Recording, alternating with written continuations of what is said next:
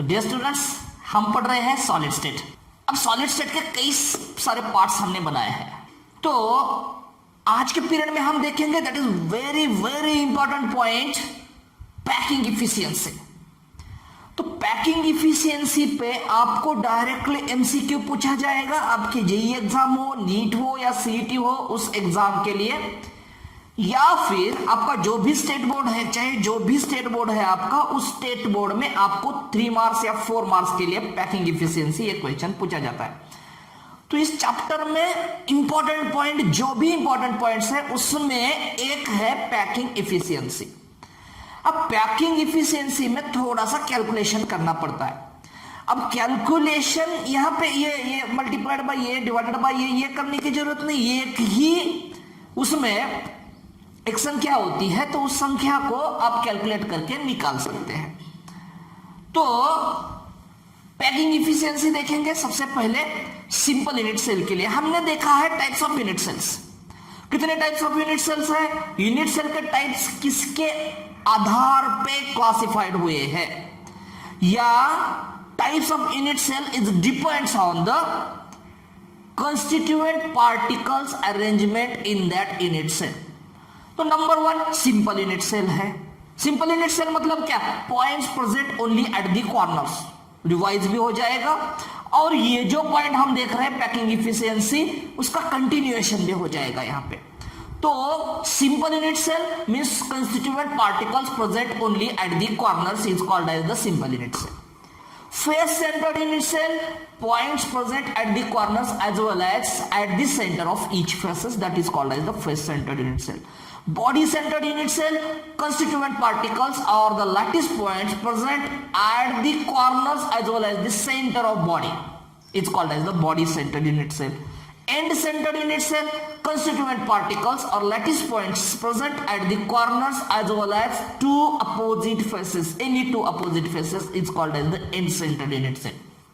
तो ये हमने देखा। फिर हमने 1 dimensional, 2 dimensional, 3 dimensional packing, 3 dimensional close packing structure या क्रिस्टल लैटिस स्ट्रक्चर भी देखा। तो पैकिंग इफिशियंसी आज हम देखेंगे किसके? सिंपल यूनिट सेल की। तो फर्स्ट यूनिट सेल है कौन सा? फर्स्ट यूनिट सेल है सिंपल यूनिट सेल। अभी पता है आपको किसको कहेंगे सिंपल यूनिट सेल। अब जो बोर्ड पे दिखाई दे रहा है, हमने यहाँ पे पहले ही लिखा हुआ है, पहले ड्रॉ आउट किया है इस फिगर को। तो ये कौन सा यूनिट सेल है? पता नहीं ये कौन सा यूनिट सेल है। कोई नहीं बोलेगा कि ये इस टाइप का यूनिट सेल है। क्यों? क्योंकि उसके ऊपर पॉइंट्स है ही नहीं, पॉइंट्स दिए ही नहीं है, तो कैसे पता लगाएंगे कि ये कौन सा यूनिट सेल है? सिर्फ एक बॉक्स दिखाई दे रहा है या एक क्यूब दिखाई दे रहा है आपको। अब क्या करेंगे? हम इसका सिंपल यूनिट सेल बनाएंगे। तो क्या करना पड़ेगा? हमें पॉइंट्स कॉर्नर को देना पड़ेगा 1 2 3 4 5 6 7 और ये 8 पॉइंट्स बनाया हमने यहाँ पे। अब इसको कहेंगे सिंपल यूनिट सेल। क्यों? क्योंकि points present at the corners, corners पे पॉइंट है, इसलिए हमने इसको सिंपल यूनिट सेल कहना है। अब इसको कहेंगे, इस पॉइंट को ये बोलेंगे, इस पॉइंट को बोलेंगे बी। अब ये पॉइंट को ध्यान से देखना है आपको। ये जो स्फीयर है, ये जो कंस्टिट्यूएंट पार्टिकल है, उसके सेंटर में ये लाइन आ रही है। इस लाइन को क्या कहेंगे? इस लाइन को कहेंगे एच। एच मतलब क्या? 2 पॉइंट्स को कनेक्ट करेंगे, उसको कहेंगे एच। अब यूनिट सेल में कितने एजेस होते हैं? यूनिट सेल में 12 एजेस होते हैं। कॉर्नर्स कितने होते हैं? कॉर्नर्स 8 होते हैं। फेसेस कितने होते हैं? फेसेस 6 होते हैं। बॉडी का एक सेंटर होता है। तो ये पॉइंट और ये सेकंड वाला जो पॉइंट है वो बी पॉइंट है। इस बी पॉइंट में ऊपर से एक एज आ रहा है जिसके बीचों बीच है, बी पॉइंट के ये बीचों बीच रहा। अब इसका अगर व्यू देखा हमने तो ये point, this is the B point, ये पॉइंट एंड बी पॉइंट, ये कंस्टिट्यूएंट पार्टिकल्स। जैसे क्लोजनेस होता है, कंस्टिट्यूएंट पार्टिकल्स का क्लोजनेस होता है, सिर्फ समझने के लिए हम उसको जूम करके देखते हैं, थोड़ा दूर लेके देखते हैं। तो this point is A point, this point is B point. अब ये पॉइंट और बी पॉइंट की एज लेंथ कितनी है? एज लेंथ मतलब यहां से यहां तक एज, जो एज है तो उसकी एज की लेंथ कितनी है? उसकी लेंथ है ये। अब इस ये का ये सेंटर पॉइंट हुआ, तो इस सेंटर पॉइंट से लास्ट पॉइंट तक ये क्या होता है पता है, हमें पढ़ा है मैथ्स में, ये आर है, रेडियस है इस पेयर का। अब इस पेयर का भी रेडियस ये है, मतलब ये बी पॉइंट का सेंटर, बी पॉइंट से यहां तक इसका रेडियस क्या है, इसका भी रेडियस आर है। अब यहां से यहां तक जो एज लेंथ है वो कितनी है, वो है ये एज लेंथ। अब एक स्पेयर की रेडियस कितनी है, आर है, दूसरे स्पेयर की रेडियस कितनी है, आर है, ठीक है। अब क्या करना है हमें, ये सिंपल यूनिट सेल है, मतलब points present at the corners. तो सपोज एज लेंथ कितनी है, edge length is equal to ये है छोटा ये, और radius of sphere, suppose radius of sphere, sphere का रेडियस कितना है, छोटा आर है रेडियस ऑफ स्पेयर। अब वॉल्यूम कितना होगा, वॉल्यूम ऑफ यूनिट सेल, इस यूनिट सेल का वॉल्यूम कितना होगा। तो वॉल्यूम इज इक्वल टू क्या होता है, volume is equal to length into breadth into height, ये है वॉल्यूम का फॉर्मूला। तो लेंथ कितनी है इसकी, ये है, ये लेंथ है यहां से यहां तक, ये है। ब्रेड्थ कितनी है, ये है। हाइट कितनी है, ये है। तो ये कितना आया, ये इंटू ये हुआ ये क्यूब। तो वॉल्यूम ऑफ यूनिट सेल कितना है, ये क्यूब है वॉल्यूम ऑफ यूनिट सेल। अब फिगर से, फ्रॉम फिगर से हमें पता चल रहा है कि ये इज इक्वल टू 2r, समझ आया ना, ये इज इक्वल टू 2r। ये 2r क्यों आया, क्योंकि यहां से यहां तक जो एज लेंथ है इस ए बी पॉइंट की वो है ये। अब ये स्पेयर का रेडियस, ये sphere having a radius r, this B sphere having a radius r, तो ये is equal to r and r मतलब 2r। तो ये is equal to 2r, this is from the figure. And volume कितना है, volume है ये cube, किसका, यूनिट सेल का। इस यूनिट सेल का वॉल्यूम कितना है, ये क्यूब है, ये मल्टीप्लाइड बाय ये मल्टीप्लाइड बाय ये। अब फिगर से a is equal to 2r दिखाई दे रहा है हमें, कैसे आया, तो ये r ये हुआ 2r। तो ये क्यूब इज इक्वल टू कितना आएगा, 2r क्यूब, क्योंकि ये की वैल्यू क्या है, ये की वैल्यू है 2r। तो a का क्यूब तो 2r का क्यूब। अब 2r का क्यूब मतलब 2 multiplied by 2 multiplied by 2 multiplied by r का cube, r multiplied by r multiplied by r, that is r cube. So 2 2 जा 4, 4 2 जा 8, तो ये कितना हुआ, ये हुआ 8r क्यूब। ये कितना हुआ, वॉल्यूम ऑफ यूनिट सेल, ये कितना हुआ, 8r क्यूब।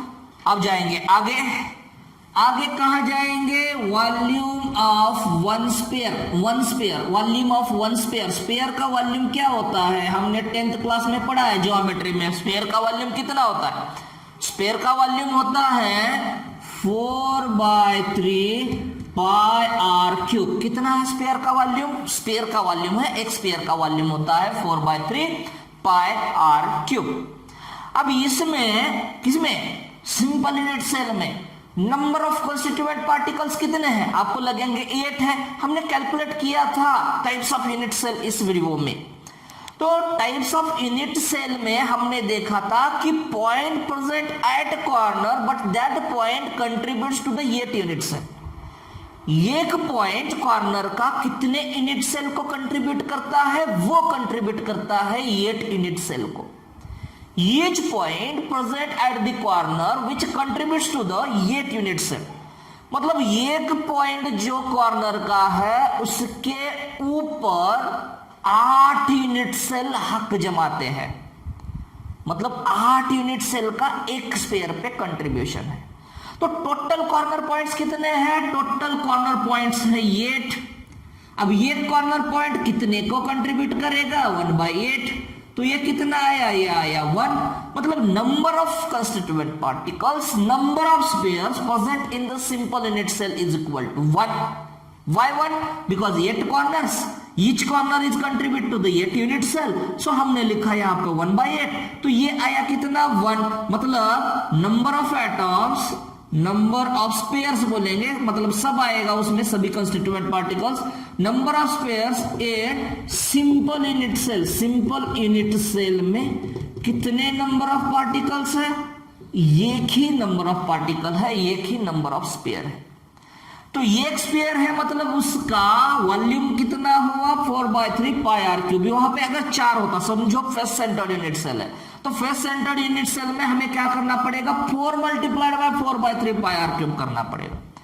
तो यहां पे 1 ही है, तो total sphere, total volume spheres का कितना होगा? 1 multiplied by 4/3 pi r cube. समझ रहे हैं? ठीक है। अब packing efficiency, PE, packing efficiency समझना है आपको कि पैकिंग इफिशियंसी का फॉर्मूला क्या है। तो packing efficiency is equal to volume of sphere, जितने स्पेयर है उस यूनिट सेल में, जितने स्पेयर है उतने स्पेयर का volume divided by total volume of unit cell. ये फॉर्मूला आपको ध्यान में रखना है। Total volume of unit cell, percentage और पैकिंग इफिशियंसी परसेंटेज में निकालते हैं, इसलिए हमने इसको मल्टीप्लाइड करना है 100 से। तो this is formula for the packing efficiency. क्या फॉर्मूला है? वॉल्यूम ऑफ स्पेयर्स, उस यूनिट सेल में जितने भी स्पेयर है उनका volume divided by total volume of unit cell, उस यूनिट सेल का वॉल्यूम मल्टीप्लाइड बाय 100। अब ये परसेंटेज में निकालना है, इसलिए इसको हमने मल्टीप्लाइड बाय 100 किया। अब is equal to volume of sphere कितना है? 1 स्पेयर है और एक स्पेयर का वॉल्यूम कितना होता है? 4/3 पाई आर क्यूब। तो हमने यहां पे लिखा 4/3 pi r cube divided by total volume of unit cell. Volume unit cell का कितना है? टोटल वॉल्यूम, यहाँ पे ये cube is equal to 8r cube. तो इस वैल्यू को रखेंगे यहाँ पे, ये कितना आया? 8r cube. अब इसके नीचे कुछ नहीं है, मतलब 1 कंसीडर करना है, तो ये क्या आएगा? ये आएगा 4/3 pi r cube multiplied by, ये 1 ऊपर जाएगा तो ये 1 ऊपर गया। अब ये डिनोमिनेटर में आएगा तो ये क्या आएगा? 8r cube. अब क्या कैंसिल होता है? ये r क्यूब, ये r क्यूब कैंसिल होगा, ये 4 1 जा 4, 4 2 जा 8। अब क्या बचा? पाई, ये पाई, ये 3 मल्टीप्लाइड बाय 2 आया 6 इंटू यहाँ पे 100 है तो मल्टीप्लाइड बाय 100।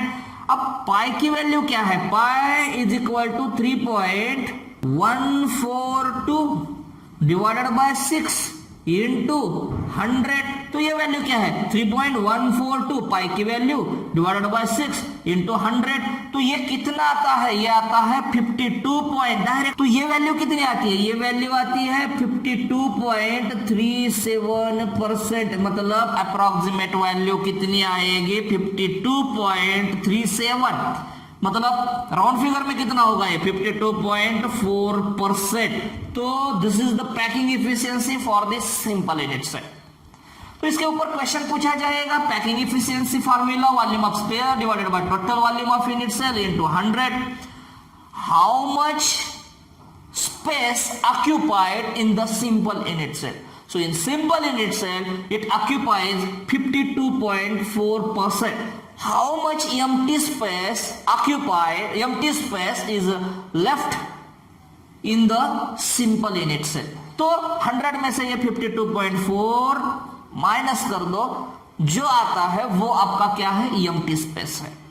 या यहां तक भी क्वेश्चन पूछा जाएगा कि packing efficiency for the simple unit cell is the π/6 into 100, या ये फाइनल आंसर भी पूछा जा सकता है, it is the 52.4%. So this is about the packing efficiency in the simple unit cell. तो इसी के साथ आज का टॉपिक होता है फिनिश. तो और कई सारे वीडियोस के लिए हमें फॉलो करते रहिए, चैनल को सब्सक्राइब कीजिए, लाइक कीजिए, शेयर कीजिए और हमारे साथ बने रहिए. तब तक के लिए थैंक यू.